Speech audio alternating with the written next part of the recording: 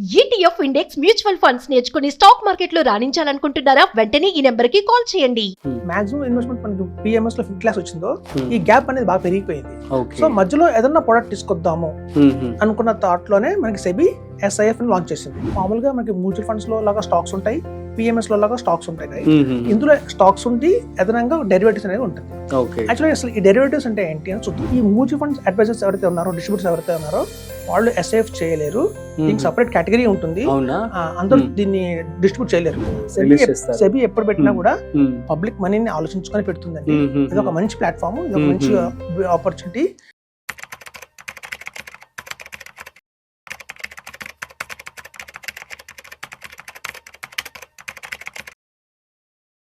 Hi, hello, namaste. Welcome to Business Buzz with Rajiv Pasupuleti on Suman TV. So SIF specialised investment fund ఇప్పుడు రీసెంట్గా రాబోతుంది మార్కెట్లో. So దీని గురించి పూర్తి సమాచారం ఇవాళ మనతో చెప్పడానికి వెల్దీ చక్రధర్ గారు ఉన్నారు. సో వారి మాటల్లో మరింత సమాచారం అడిగి తెలుసుకుందాం. సో డౌట్స్ అన్ని కూడా క్లారిఫై చేసుకుందాం. సో హాయ్ సార్, నమస్తే. నమస్తే, ఎలా ఉన్నారు? Yeah fine.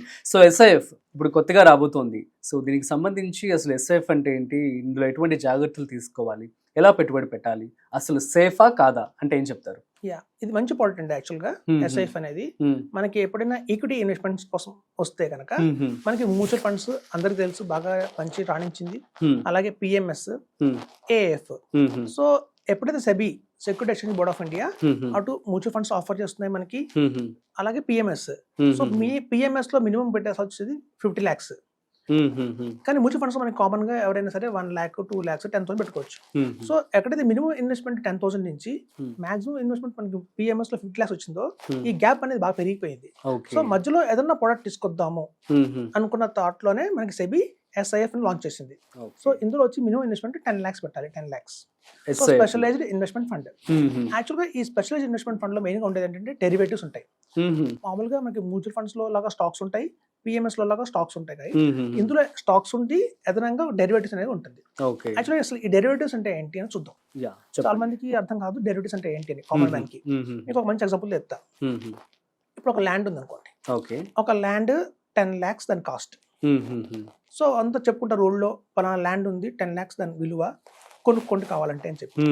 కానీ ఒక వార్త వస్తుంది ఏంటంటే ఆ ల్యాండ్ కింద మంచి గని ఉంది, గోల్డ్ మైన్ కావచ్చు, ఏదైనా మంచి గని ఉందని వచ్చింది అనుకోండి. అమాంతం ఈ 10 lakhs ల్యాండ్ కాస్త 1 crore అయిపోతుంది. న్యూస్ వచ్చింది అంతే, ఆ ల్యాండ్ కింద ఏదో చాలా వాల్యుబుల్ పర్షబుల్ ఉంది అని చెప్పి. ఒకవేళ అది పాజిటివ్ న్యూస్. ఒకవేళ ఆ ల్యాండ్ కింద చెరువు ఉంది అని న్యూస్ వచ్చింది అనుకోండి, ఎవరు కొనరు. ఇప్పుడు మీరు చూసారు హైదరాబాద్ లో చెరువు మీద ల్యాండ్ వచ్చిందంటే కూల్చేస్తున్నారు. ఆ ల్యాండ్ వాల్యూ అమాంతం 0 అయిపోతుంది. So land price 10 lakhs. ఒక పాజిటివ్ న్యూస్ వల్ల ఏమో 1 crore అయింది, ఒక నెగిటివ్ న్యూస్ వల్లనేమో 0 అయిపోయింది, కంప్లీట్ 0 అయిపోయింది. సో అదే డెరైవ్. సో అండర్ గ్రౌండ్ అంటే మనకి దాని కింద ఏమున్నది అన్న దాన్ని బేస్ చేసుకునే ఈ ప్రైస్ అనేది మారిపోయింది. సపోజ్ మీకు ఒక స్టాక్ గురించి చెప్తాను, ఎగ్జాంపుల్ సార్ స్టాక్ ఇస్తాను. బెటర్ సార్ ఎగ్జాంపుల్ చెప్తే మన ఆడియన్స్ అందరికి ఈజీగా ఇప్పుడు అర్థమైంది. ల్యాండ్ గురించి ఫార్మా కంపెనీ తీసుకుందాం. ఒక ఫార్మా కంపెనీ షేర్ 100 rupees ఉంది. అది కోవిడ్ తయారు చేస్తుంది, కోవిడ్ వ్యాక్సిన్ తయారు చేస్తుంది.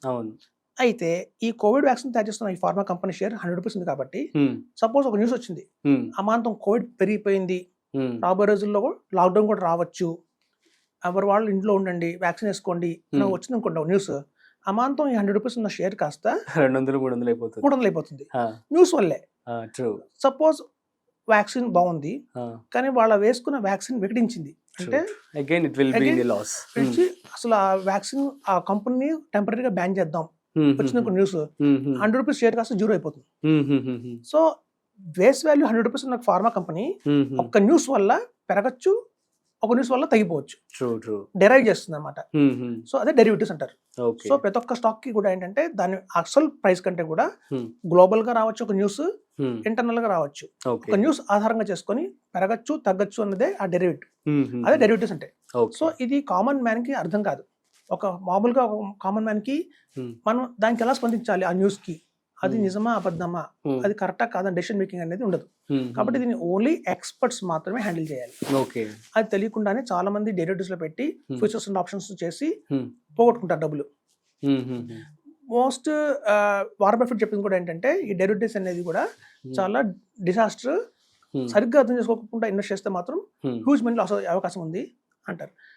అంటే వస్తే మనీ బాగా వస్తుంది లేదా బాగా పోతుంది. సో మనకి ఈ ఎస్ఐఫ్లో ఏంటంటే మెయిన్గా డెరివేటివ్స్ అని పెట్టారు. సో ఫస్ట్ టైం ఇంట్రడ్యూస్ చేసింది సెబీ, ఈవెన్ కామన్ మ్యాన్ కూడా డెరివేటివ్స్ని ఎస్ఐఎఫ్ ఫార్ములాలో పెట్టింది. సో ఈ ఎస్ఐఎఫ్లో ఏంటంటే మనకి 60 to 70% స్టాక్స్ కొన్నా కూడా ఒక 25% మాక్సిమం డెరివేటివ్స్ పెట్టే అవకాశం ఉంది. సో ఇది మనం డైరెక్ట్గా మ్యూచువల్ ఫండ్స్ కొనుక్కోకండి, ఓన్లీ ఎక్స్పర్ట్స్ ద్వారానే మీరు వెళ్ళండి. వెళ్తే కనుక వాళ్ళకి అది జెన్యూన్ న్యూస్ కాదా అని వాళ్ళకి అర్థమవుతుంది. దాని ప్రకారం వాళ్ళు నిర్ణయం తీసుకొని ఇన్వెస్ట్ చేస్తారు కాబట్టి వాళ్ళకి రిటర్న్స్ కూడా బాగా వస్తాయి. సో మ్యూచువల్ ఫండ్స్ కంటే కూడా ఎక్కువ రిటర్న్స్ వచ్చే అవకాశం ఉంది, మ్యూచువల్ ఫండ్స్ కంటే కొంచెం పడే అవకాశం కూడా ఉంది. ఇట్లాంటి రిస్క్ ఉంది కాబట్టి సెబీ ఏం చేసిందంటే మ్యాక్స్ టు మాక్సిమం 25% మాత్రమే అలో చేస్తుంది. మొత్తం 100% డెరివేటివ్స్ పెట్టకండి, ఓన్లీ 25%. అంటే మీరు ఇచ్చిన ప్రతి 100 రూపీస్లోనూ 25 రూపీస్ డెరివేటివ్స్కి వెళ్తుంది, 75 రూపీస్ మామూలుగా స్టాక్స్ లోకి వెళ్తుంది. సో ఈ మామూలుగా ఉన్న స్టాక్స్ లోకి రిటర్న్ మీకు బాగానే వస్తుంది. ఈ 25% ఎక్స్ట్రా ఏదైతే ఉందో డెరివేటివ్స్ లో అది మీకు ఒక ప్లస్ పాయింట్ అవ్వచ్చు, అది కనుక సమ్టైమ్స్ మైనస్ పాయింట్ కూడా అవ్వచ్చు. సో కాబట్టి ఎస్ఐఎఫ్ అనేది ఒక మంచి ఇన్వెస్ట్మెంటే. ఎవరైతే ప్రాపర్ గా హ్యాండిల్ చేస్తున్నారో, మంచి జెన్యూన్ కంపెనీస్ ఏవైతే ఉన్నాయో, లైక్ ఐసిఐసిఐ కావచ్చు, హెచ్డిఎఫ్సి కావచ్చు, అలా బాగా మంచి మోనోపోలీ ఒక ట్రస్ట్ వర్ది కంపెనీస్ ఏవైతే ఉంటాయో, మోతిలాల్ ఒస్వాల్ కావచ్చు, అలాంటి వాళ్ళు ఇన్వెస్ట్ చేసుకొచ్చిన ఎస్ఐఎఫ్ లో మాత్రం మనం ఇన్వెస్ట్మెంట్ చేయొచ్చు. మంచి టీం ఉంటుంది, వాళ్ళకి బాగా నాలెడ్జ్ ఉంది, కాబట్టి మీకు ఫర్దర్ గా మీకు మంచి ఇన్ఫర్మేషన్ మంచి అమౌంట్ వస్తుంది. అయితే ఈ మ్యూచువల్ ఫండ్స్ అడ్వైజర్స్ ఎవరైతే ఉన్నారో, డిస్ట్రిబ్యూటర్స్ ఎవరైతే ఉన్నారో, వాళ్ళు ఎస్ఐఎఫ్ చేయలేరు. దీనికి సపరేట్ కేటగిరీ ఉంటుంది, అందరూ దీన్ని డిస్ట్రిబ్యూట్ చేయలేరు. మళ్ళీ కొన్ని కండిషన్స్ ఉన్నాయి. సో ఆ కండిషన్స్ ఫుల్ఫిల్ అయిన అడ్వైజర్స్ మాత్రమే దీన్ని కూడా ముందు తీసుకెళ్తారు. సో కాబట్టి ఏంటంటే మ్యూచువల్ ఫండ్స్ అడ్వైజర్స్ కనుక మనం అప్రోచ్ అయ్యి నాకు ఎస్ఐఎఫ్ కావాలి అంటే ఎదురు 2 ఆన్సర్లు వస్తాయి. సార్ నాకు ఎస్ఐఎఫ్ లేదు, నేను చేయలేను, కాబట్టి ఏదైనా ఎస్ఐఎఫ్ చేసే డిస్ట్రిబ్యూటర్ దగ్గరికి మీరు వెళ్ళండి అని చెప్పే అవకాశం ఉంది. లేదా ఎస్ఐఎఫ్ జోలికే పోకండి, అది హై రిస్క్, ఎందుకు వచ్చిన కోలా, దానికంటే మ్యూచువల్ ఫండ్స్ బెస్ట్ అని చెప్పే అవకాశం కూడా ఉంది. విషయాన్ని బట్టి చూస్తే టెన్షన్ పడుకుని తెలిసిన దాంట్లో పెరగడం కూడా బెస్ట్ అని అనుకుంటారు. కాకపోతే ఒక కొత్త టర్మ్ ఎస్ఐఎఫ్ అని చెప్పి వస్తుంది అంటే మేబీ దాని ద్వారా ఏదో ఒక బెనిఫిట్ ఉంటేనే కదా వాళ్ళు రిలీజ్ చేస్తారు. సెబీ ఎప్పుడు పెట్టినా కూడా పబ్లిక్ మనీని ఆలోచించుకొని పెడుతుందండి. ఇది ఒక మంచి ప్లాట్ఫామ్, ఇది ఒక మంచి ఆపర్చునిటీ. మనకి ఏంటంటే అన్సేఫ్ మ్యూచువల్ ఫండ్స్ కాకుండా సమ్ ఎక్స్ట్రా రిటర్న్ కావాలి, మ్యూచువల్ ఫండ్స్ అంటే కూడా ప్లస్ ఎక్స్ట్రా రిటర్న్ కావాలి అంటే మాత్రం ఎస్ఐపి ఎంత పర్సెంటేజ్ ఎక్స్పెక్ట్ చేయొచ్చు సార్ ఇందులో? 4 to 5% ఎక్స్ట్రా రిటర్న్ ఎక్స్పెక్ట్ చేయొచ్చు. ఇది కంపేర్ టు మ్యూచువల్ ఫండ్స్ అంటే టోటల్ 16% యావరేజ్ గా అనుకోవచ్చు. Okay it's best investment. Lock in periods అని 1 year ఉంటుందేమో అండి. ఎగ్జిట్ లోడ్స్ ఉంటాయి అంతే, మనం ఎప్పుడు పడితే రిడీమ్ చేయలేము.